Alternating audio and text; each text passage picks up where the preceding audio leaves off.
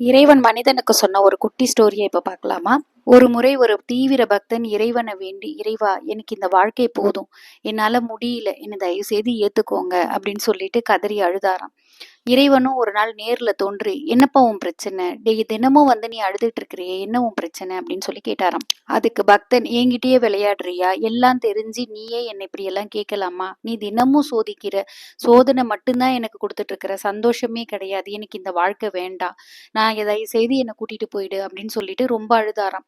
சரி, இறைவன் சொன்னாரா, சரிப்பா உன் ஆசையை நான் நிறைவேற்றுறேன், நான் என்ன சொன்னாலும் நீ சமாதானம் ஆக மாட்டேன்னு தெரிஞ்சு போச்சு, வா நம்ம போகலாம் அப்படின்னு சொல்லிட்டு சொன்னாராம். போறதுக்கு முன்னாடி இறைவன் கேட்டாரா, உனக்கு ஏதாவது கடைசி ஆசை இருக்கா, அதை வேணா சொல்லு, நான் தீர்த்து வைக்கிறேன் அப்படின்ன உடனே பக்தன் சொன்னாராம், இறைவா எனக்கு இதோட இந்த பிறவி போதும், இனிமேல் இந்த பிறவி எனக்கு வேண்டாம், அவ்வளவுதான், என்னை இப்படி மட்டும் கூட்டிட்டு போ அப்படின்னு சொன்ன உடனே இறைவன், ஏய் என்னடா பேராசைப்படுற, ஆசைப்படு பேராசைப்படாத அப்படின்னு சொல்லி கேட்டாராம். உடனே பக்தன், என்ன இறைவா இப்படி சொல்லிட்டீங்க, எனக்கு மறுபடியும் பிறவி வேண்டாம் அப்படின்னு சொல்லி கேட்டாராம்.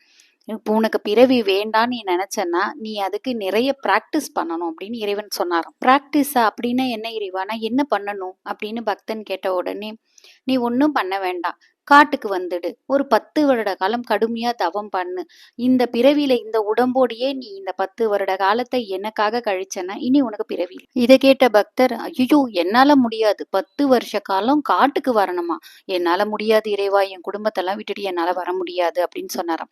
எனக்கு ஏதாவது ஒரு ஈஸியான வழி சொல்லேன் அப்படின்னு கேட்ட உடனே இறைவன் சொன்னாராம், சரி, 1 வருட காலம் நீ இந்த உன்னோட குடும்பத்துல இருந்து உன்னோட வீட்டுல இருந்தபடியே எதுலயும் நீ ஒட்டக்கூடாது, நீ இருக்கணும் ஆனா இருக்கக்கூடாது, அப்படி உன்னால இருக்க முடிஞ்சதுன்னா 1 வருட காலம் போதும், நீ என்ன இதோட உனக்கு பிறவி இல்லை, என் கூட வந்துடலாம் அப்படின்னு சொல்லி இறைவன் சொன்னாராம்.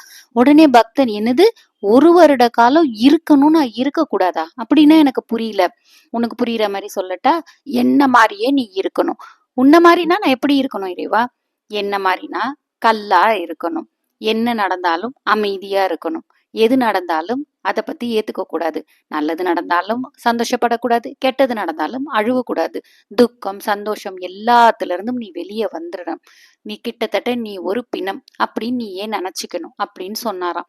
இதை கேட்ட பக்தனுக்கு தலை சுத்திருச்சான்.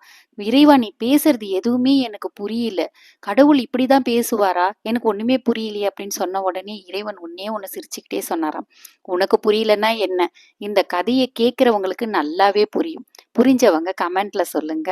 ஓம் நம சிவாய.